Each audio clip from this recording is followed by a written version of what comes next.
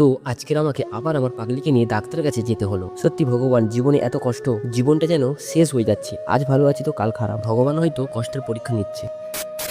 তো বন্ধুরা, সবাই কেমন আছো? আশা করছি সবাই ভালো আছো। আমি গরিবের ছেলে রোহিত, আমার জীবনে সেরা সত্য ঘটনা অবলম্বন। আবার বন্ধুরা, ওকে নিয়ে আমাকে ডাক্তারের কাছে যেতে হলো। জানি না ভগবান, গরিবদের জীবনে এত কষ্ট কেন। সত্যি আমাদের জীবনটা যেন পুরো শেষ, তাই জীবনে যা আছে সবকিছু মেনে নিতে হবে। তারপর ওকে নিয়ে ডাক্তারের কাছে নিয়ে চলে আসলাম। সত্যি মানুষটার এতটাই শরীর খারাপ, এতটাই কষ্ট হচ্ছে যে ওকে দেখে আমারও খুব কষ্ট হচ্ছে। তারপর ওকে বললাম, চিন্তা করো না, সবকিছু ঠিক হয়ে যায়। তারপর কদিন আগে ওর ব্লাড নিয়ে গেছিল অনেক কিছু চেক করার জন্য। তারপর আমি ডাক্তারবাবুর কাছ থেকে ব্লাড রিপোর্টটা নিয়ে চলে আসলাম। আর আমরা তো অত শত বুঝি না। ডাক্তারবাবু আমাকে বললো চিন্তার কোনো কারণ নেই, যতগুলো রিপোর্ট করতে দিয়েছিলেন সবকিছুই নর্মাল আছে। আমি তো শুনে খুব শান্তি পেলাম। তারপর ডাক্তারবাবু বললো কিন্তু একটা জিনিস প্রবলেম আছে, ওর খুব হিমোগ্লোবিন কম, মানে শরীরে অনেক ব্লাড কম। আর রিপোর্টগুলো করাতেও অনেকগুলো টাকার প্রয়োজন, তাই যতটুকু পেরেছি আমিও দিয়েছি, বাদ বাকি ওর বাড়ি থেকে অনেক কিছুই দিয়েছে। জানি না আমার পাগলিটা কবে সুস্থ হবে। তো বন্ধুরা, তোমরা সবাই ভালো থেকো আর আমাদের পাশে থেকো। জানি না জীবনে কি আছে কি হবে। হে ভগবান, আমার পাগলিটাকে একটু তাড়াতাড়ি সুস্থ করে দাও।